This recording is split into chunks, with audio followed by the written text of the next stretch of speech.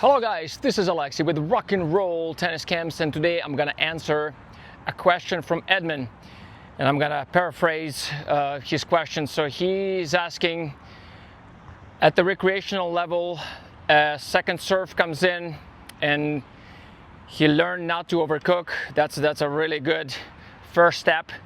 So he sounds like he doesn't miss it, but what he's saying, he just gets it in. And basically that's the point starts, and he feels like he can do something else with that ball to put him into more advantageous position in a point. So first of all, thanks Edmund for the question, and thank you for continuing to watch my videos. It's for people like yourself. I make these videos. I want you guys to get to a better level as fast as possible. So let's get to the answer. So I'm glad to hear that you graduated the first level and not missing those shots, because that's pretty much a default recreational position, is slow serve and you just go for way too much and you miss it. So that's exactly what the opponent wants. So first step is not to miss, which is what you're already doing. So now to get to a next level, how do we keep it consistent and deliver some aggression against the opponent? So here is what I call safe aggression is the term I like to use. So basically you want to put a lot of spin and send that ball pretty far into the either corner. So that'll be your first kind of a tactic. That obviously implies that you're able to do that heavy spin. Think Nadal.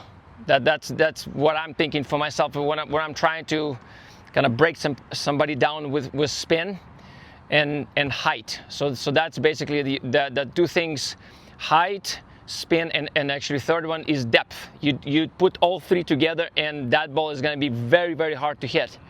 So, and to do all three, you need to know how to spin first.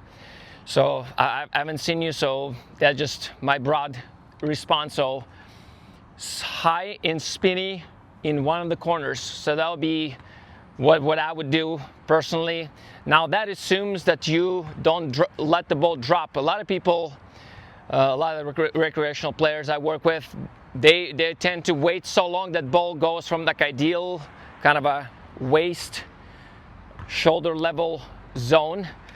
If the serve goes so slow, they basically wait and the ball drops really low. Now you have to put even more spin just to keep it in a court. So high, deep, and spinny, that will be the best case scenario. Now if it goes slow enough, and I'm not sure how slow people you playing against actually serve, but if they serve slow enough that you can have full setup capability, what I would do is I would try to hit very short and very spinny. So basically get them immediately off the court. Again, that implies that you can control the spin. So in this incarnation, you'll basically put a lot more spin and that ball just bounces outside. So the best case scenario, they get to it, but they're like way out there, and they taking a running forehand and they have wide open court. So all I have to do is just hit into the open. So I'll do a demo of both of those shots, and they look something like this.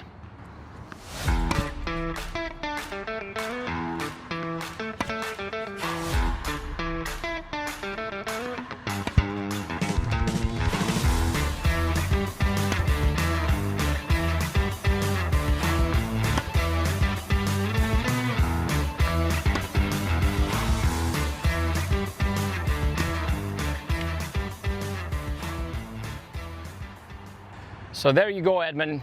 As you can see, if you watch very closely on those short ones, how far they bounce off the court.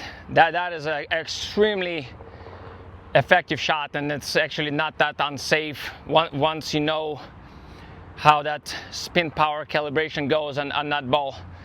So that takes some down, and I'm not gonna lie, but very effective, very safe. And even if you not comfortable doing it that short, just aim somewhere in the sideline. So anything that gets opponent off the court, and again, you don't want to take a lot of risk on that. That's where you have such a heavy spin.